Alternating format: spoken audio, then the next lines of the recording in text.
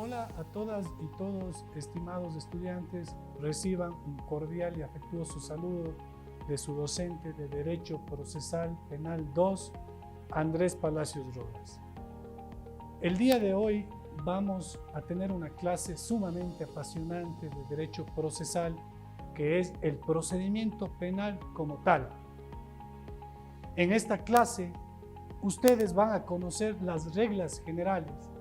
Asimismo, veremos el procedimiento ordinario de entre los tipos de procedimiento que hay. Veremos cómo funciona el sistema judicial desde el momento de la noticia criminis, pasando, por ejemplo, por una denuncia, un parte policial, hasta las audiencias que corresponden, dentro de las cuales estará la audiencia de juicio, donde ustedes podrán conocer sus fases. Prepárense entonces para comprender las etapas del proceso penal, sus aspectos clave para litigar en este campo tan apasionante. Empecemos. Los principios fundamentales del proceso penal, ¿no es cierto? Tenemos varios, entre ellos el principio de legalidad, pues la Constitución de la República instituye que nullum crimen, nullum poena sine lege. Pero no solamente crimen y pena, no hay procedimiento sin ley previa, clara, estricta y bien descrita. Asimismo, se rige por principios como el debido proceso en sus respectivas garantías de la igualdad, la garantía del derecho a la defensa, a su vez con otras garantías como el ejercicio de la contradicción, la presunción de la inocencia, la debida motivación en las resoluciones, entre otros. Garantizan un proceso justo y equitativo para las partes que están presentes en un proceso penal, en una fase de indagación previa, en una fase de instrucción y las siguientes fases, asegurando de esa manera el respeto por los derechos, que es la base de nuestro sistema neoconstitucional de derechos y justicia, como así también lo pregona Luigi Ferrajón. Bien, sin embargo de aquello, hay que tomar en cuenta que la ley es la fuente primordial del derecho penal y tenemos que volver a ella, conforme así lo manifiesta el maestro García Amado, en respeto de la seguridad jurídica, en este caso del principio de legalidad. El procedimiento ordinario es el común utilizado para el juzgamiento de la mayoría de delitos. Entonces, es la regla general, si ustedes quieren, esta secuencia de actos procesales divididos en varias fases, como justo la fase ya dentro del proceso, la instrucción, la fase intermedia, evaluatoria, preparatoria de juicio y la fase de juicio como tal. Bien, entendiendo asimismo la diferencia entre fase preprocesal y fase procesal penal. La preprocesal es la investigación previa, es la indagación previa, y la procesal las que acabo de mencionar. Bien, se rige en nuestro sistema jurídico penal por el principio de oralidad. Es la regla general. Sin embargo, no estamos en un sistema oral por completo, sino tiene su mixtura, pues debe reducirse a escrito ciertos actos procesales por obligación de la ley penal. Entre estos, la denuncia, la acusación particular, las actuaciones investigativas, los informes periciales, los partes policiales, las versiones, entre otros. Las actas de las audiencias, los autos definitivos, las sentencias, la interposición de recursos como el recurso de apelación, el recurso de hecho, el recurso de casación, el recurso del doble conforme. Las actas. ¿Qué son las actas? Son estos documentos que deben contener lo relevante, ¿cierto? garantizar ese registro preciso de las decisiones tomadas en audiencia. Sabemos que las audiencias, así como toda actividad pública, en este caso, son y se rigen bajo el principio de publicidad, salvo ciertas excepciones donde hay que mantener una reserva por protección de bienes jurídicos como la intimidad, la privacidad, como en delitos sexuales, por ejemplo, de violencia de género o en delitos de seguridad estatal. Asimismo, vamos a tener varias reglas para la práctica de una audiencia.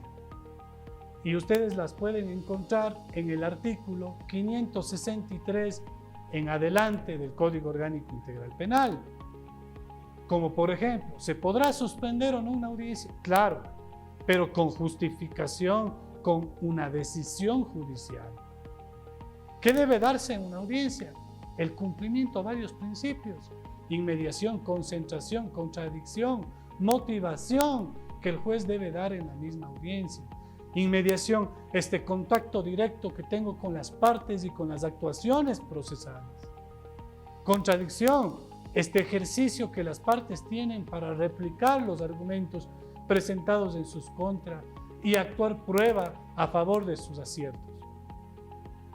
Motivación, aquella premisa fáctica atinada a la premisa jurídica que soluciona silogísticamente un conflicto, un tema. Entonces, esta motivación son estos antecedentes fácticos que guardan pertinencia con los jurídicos y que llevan inequívocamente a una conclusión. Sabemos que el castellano es nuestro idioma oficial, pero ¿qué pasa si hay un procesado, es extranjero y tiene otro idioma? Pues se le deberá dar la garantía de un intérprete, de un traductor. Es el juez quien debe cumplir con la dirección del proceso, el control de la audiencia, ¿cierto? Controlando la disciplina, el respeto a la buena fe, a la lealtad procesal, a lo que dice J. Couture: sé leal con el juez, con la otra parte. Entonces, el juez controla, ¿no es cierto?, esta actividad para evitar dilaciones, puede asimismo autorizar audiencias telemáticas, garantizando una comunicación efectiva, el respeto a los derechos, que es la base de nuestro sistema jurídico. Bien, asimismo, el juez, conforme el artículo 566, puede dictar medidas de reserva, solicitar que las audiencias se lleven a cabo, disponer más que solicitar, que las audiencias se lleven a cabo de manera cerrada, porque hay casos, y ustedes lo han visto en las noticias, donde hay que proteger pues de la seguridad, la integridad de los partícipes en el proceso penal. Esto se aplica en caso, por ejemplo, de amenazas a la imparcialidad, delitos graves, protección de menores, de víctimas, evitar revictimización. Aquí se debe justificar, claro está, ¿no es cierto?, el principio de necesidad. Bien, asimismo el juez puede, como ya dijimos, dar recesos. Ustedes saben, somos humanos, mañana más tarde tendremos que hacer nuestras necesidades. El organismo de alguna manera podrá aguantar, pero no siempre.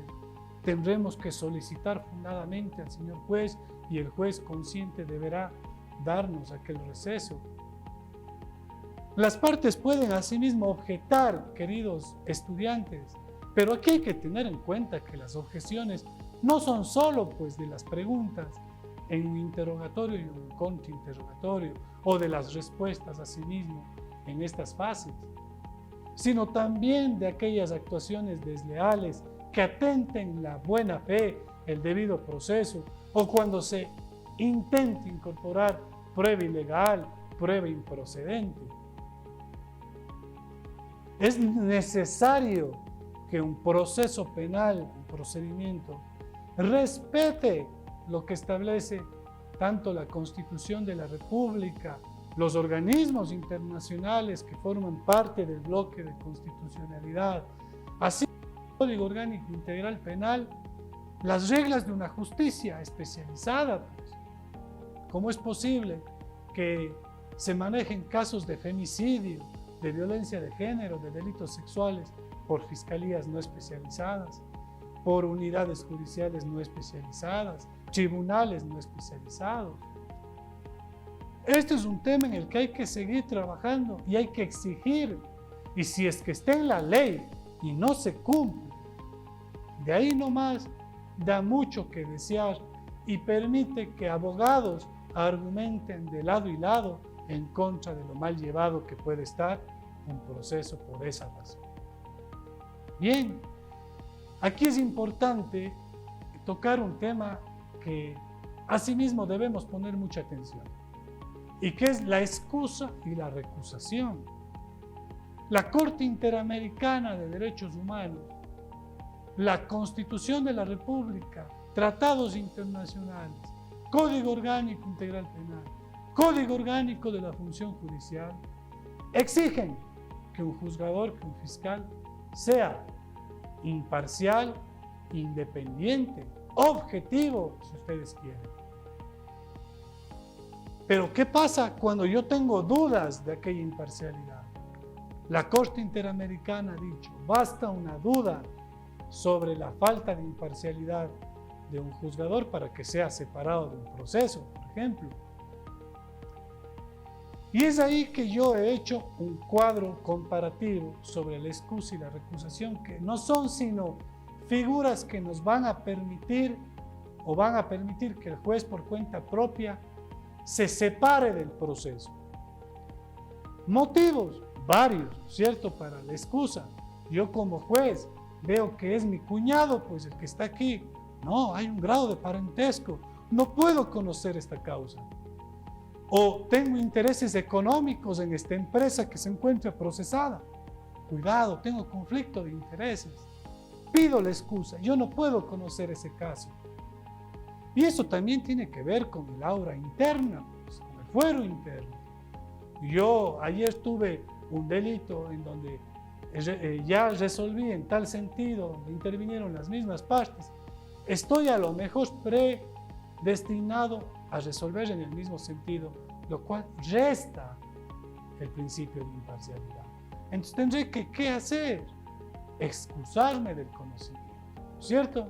Si tengo algún vínculo laboral, social. Los mismos motivos para la recusación, pero la excusa es solicitada por el mismo juez. La recusa es la que las partes procesales ejercen sobre el juzgador para que sea separado, o sobre el fiscal a que sea separado del conocimiento de una investigación, de un proceso penal. ¿Esto por qué? Porque estamos como garantes de derechos de nuestros representados. Y si tenemos a un juez que posiblemente tiene este conflicto de intereses y no planteamos una recusación, una que se puede acarrear un tema de nulidad, porque se violaría un debido proceso al tener un juez que no cumple el principio de imparcialidad, pero dos, que no garantizaría los derechos de mi representado. Bien, es así que ustedes tienen el procedimiento de uno y otro. De la excusa es con juramento, explicando la razón específica. ¿Quién la hace? El mismo juez. La recusa, en cambio, nosotros presentamos una recusación formal que sigue la suerte de una demanda, si ustedes quieren, donde vamos a detallar, ¿no es cierto?, esa fundamentación fáctica en derecho, nuestra petición jurídica, detallando la causa, acompañando las pruebas, si es que es necesario y si se trata de que podemos hacerlo. ¿Quién es el responsable de resolver la excusa? El juez a quien se le presenta la excusa. De resolver la recusa, igual la instancia superior, ¿no es cierto? Aquí se demorará un poquito más. Tiene como fin, y sabemos que si es aceptada, ya sea excusa o recusa, se nombrará otro juzgador que sí garantice aquellos principios. Lo mismo rige para los fiscales, no solo para los jueces. En la excusa es un poco más inmediata, la recusa es un poco más demorada, pues analizan causas, etc. Eso un poquito para que conozcan, y es importante esta estrategia. Si yo tengo un proceso, por ejemplo, en mi caso, en donde yo sabía que la fiscal estaba contaminada en su fuero interno, tenía intereses porque pertenecía a una misma organización con la otra parte, pues ¿qué es lo que hice? Dije, no, si continúo con esta fiscal, una, que no va a dar paso a mis diligencias, está violando mi derecho a la defensa, pero dos, nuestra misión como abogados es que un proceso sea sano, que cualquier conclusión jurídica a la que arribe ese proceso sea loable y no conforme la teoría del fruto del árbol envenenado, en donde si las raíces estuvieron envenenadas, claramente el fruto que dará ese proceso será envenenado. Bien, esto dará origen obviamente a recursos, nulidades, y por tanto se violarán principios como celeridad, economía procesal, tutela judicial efectiva y muchos más. Bien, hay ciertos plazos y horarios que por obvias razones son obligatorios.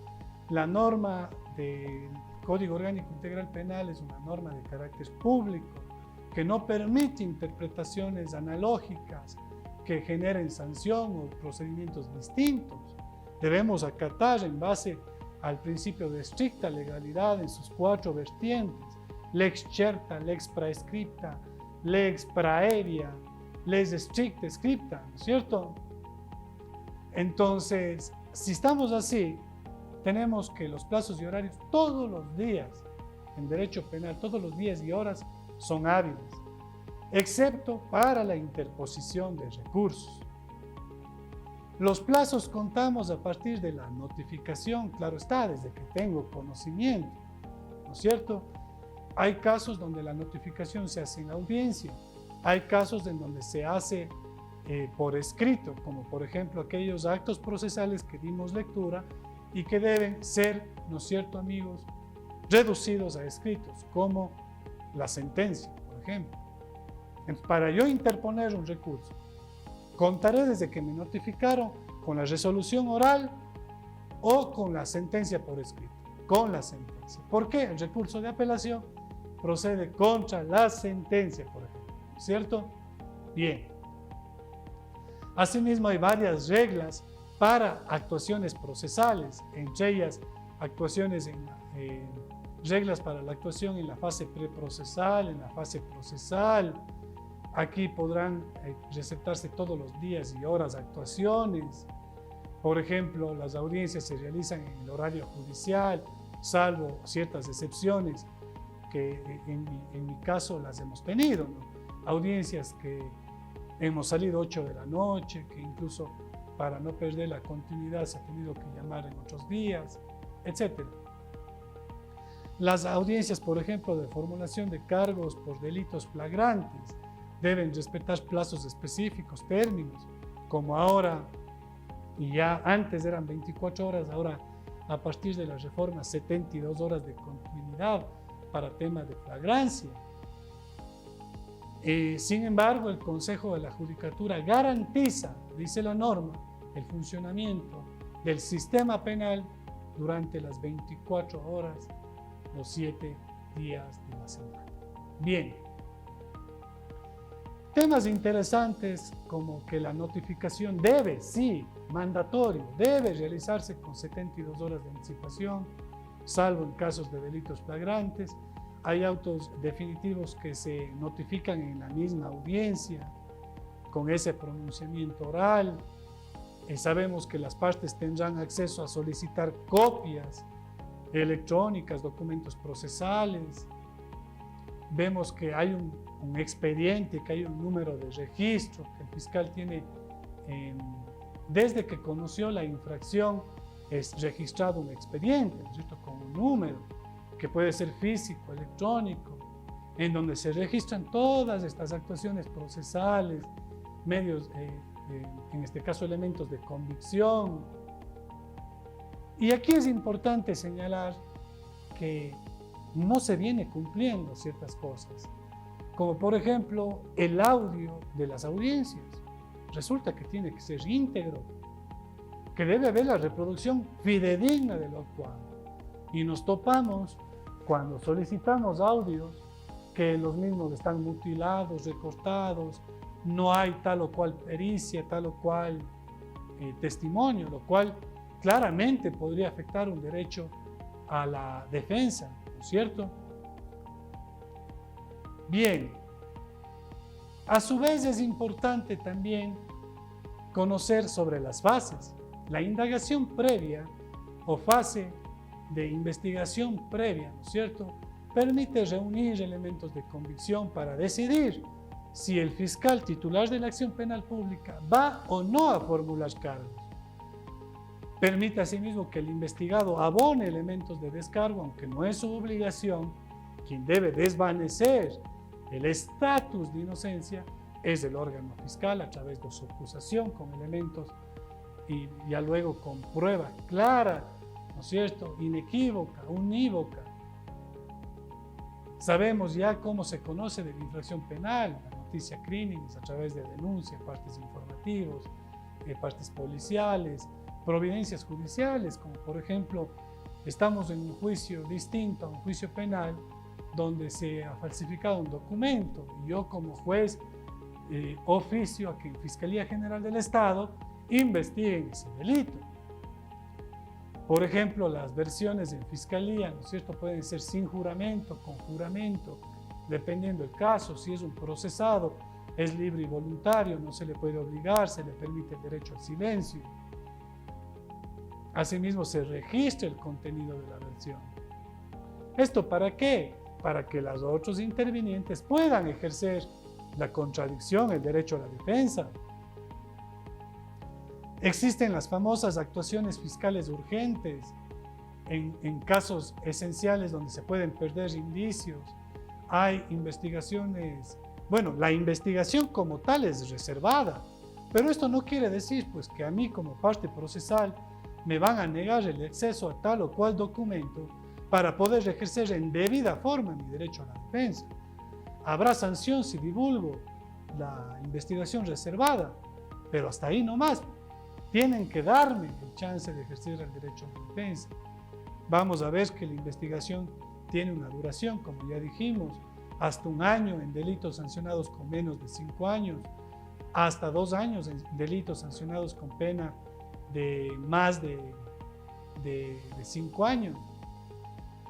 Y en este caso se da el archivo de la investigación, ¿no es cierto? Si dura más, se da el archivo de la investigación, si no hay los elementos suficientes, si el hecho investigado no constituye delito, si hay obstáculos legales como una prejudicialidad. ¿Sí? Este archivo luego, ¿qué va a ser?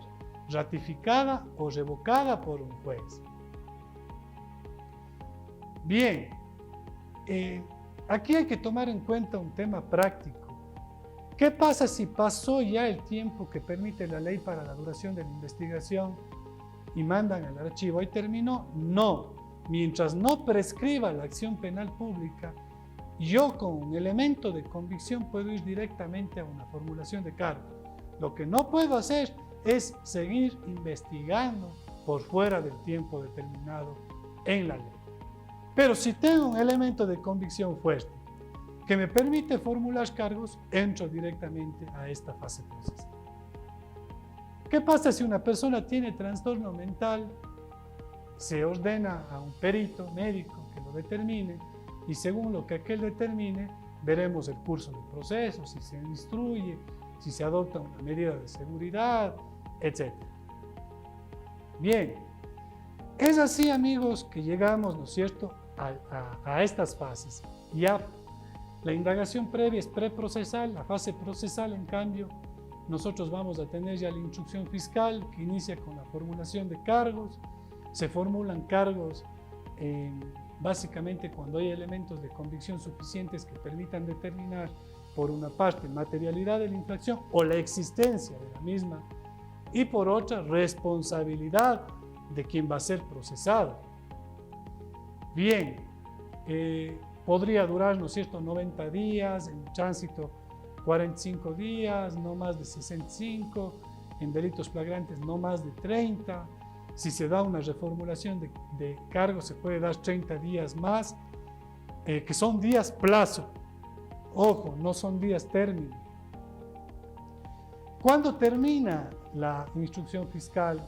Cuando se cumple este plazo, por decisión del fiscal dirigida al juez, se da este dictamen fiscal, ¿no es cierto?, en donde si acusa, se llama a la siguiente fase, la evaluatoria y preparatoria de juicio o fase intermedia.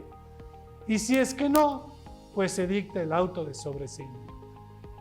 Como ven, la evaluatoria y preparatoria de juicio es aquella fase donde se sustenta, en cambio, ya una acusación fiscal, se ven vicios de procedibilidad, procedimiento, competencia, validez procesal, se hace el anuncio de los medios de prueba, distinto a la práctica. Simplemente se anuncia. Tendrá que presentarse en la fase de juicio, el siguiente, pero lo anuncia en la preparatoria, en donde a su vez vamos a tocar un tema esencial, que es la exclusión de medios de prueba, ilegales, ilegítimos. Bien, por ejemplo, traen mañana más tarde un elemento de prueba que haya violado la intimidad, será analizado si debe ser excluido, pues, ¿no es cierto? Entonces, este filtro probatorio se da en la etapa evaluatoria y preparatoria de juicio, y eso no podemos comernos. Aquí tenemos que revisar si esta prueba es legal o ilegal. Por ejemplo, si traen a un agente que está yendo a referir un testimonio de una persona que nunca se ha presentado en el proceso, indicando que la misma ha sido reservada, pero no se permitió el ejercicio de una contradicción, una prueba ilegal, tiene que ser excluida. Bien, asimismo aquí se dicta el auto de llamamiento a juicio o el sobreseimiento. Sobreseimiento es decir, ratifico el estatus de inocencia, ¿sí? Y aquí se analizará también si aquella acusación fue maliciosa o temeraria. Ojo con eso. En esto hay que ser enfáticos, pues en la práctica pocas de las veces se determina tal particular. Y luego vamos ya a la audiencia de juicio, donde tenemos alegato inicial, práctica de prueba, alegato final y sentencia. Los alegatos, ojo, deben tener una proposición, mínimamente una proposición fáctica, probatoria y jurídica. Fáctica, los hechos; probatoria, las pruebas que justifican esos hechos; y jurídica, lo que el derecho me da en torno a estos hechos y a esta prueba, lo que yo puedo pedir conforme a derecho y justicia. Pero aquí hay una diferenciación entre el de apertura y el de clausura. En el de apertura no hay cómo ser conclusivo, en el de clausura sí. En el de apertura ofrezco probar, en el de clausura recalco lo que probé en audiencia, ¿sí? Y así varios otros aspectos que iremos profundizando en clases posteriores. De igual manera, en la práctica de pruebas, practicaremos prueba documental, testimonial, pericial. Documental se leerá en las partes pertinentes. En la testimonial haremos ejercicio de interrogatorio, contrainterrogatorio, objeciones. En la prueba pericial podremos preguntar al perito luego de que sustente su informe pericial. Y la sentencia no es sino aquel acto que debe constar por escrito, que recoge jurisdicción, competencia, lo actuado por una parte, por la otra parte, la parte expositiva, motiva y resolutiva. Recoge todas las pruebas, cómo se valoraron estas pruebas, el silogismo jurídico, la motivación a la luz de la teoría del delito, conducta penalmente relevante, tipicidad, antijuridicidad y culpabilidad, y pues obviamente la individualización tanto de materialidad, de responsabilidad penal, de la pena por cada uno de los procesados. Bien, a manera de conclusión, queridos amigos, vamos a ver que tenemos el alegato de apertura claro, breve, con verbos en futuro, ordenada, no argumentativa, lo que mencionamos de la práctica de las pruebas. Hay cómo solicitar prueba no actuada oportunamente. En el alegato final tienen ustedes la posibilidad de hacer utilizar un lema, proposición fáctica, ¿no es cierto?, las pruebas que sustenta, qué se logró con las pruebas, qué trató de hacer la contraparte, mandar una jurisprudencia que afiance lo que decimos, humanizar el caso para inducir, ¿no es cierto?, a que nos den la razón, solicitar que se falle a favor y se puede ratificar el lema. Bien, hay varios requisitos que debe tener una sentencia, los cuales revisaremos más adelante, datos del tribunal, lugar, fecha, el hecho punible y todo lo que ya comentamos, la actuación de una y otra parte y más. Bien, estimados estudiantes, hasta aquí esta intervención. En una próxima ocasión vamos a ver más sobre este proceso ordinario, sobre el proceso penal. Veremos los otros tipos de procedimiento.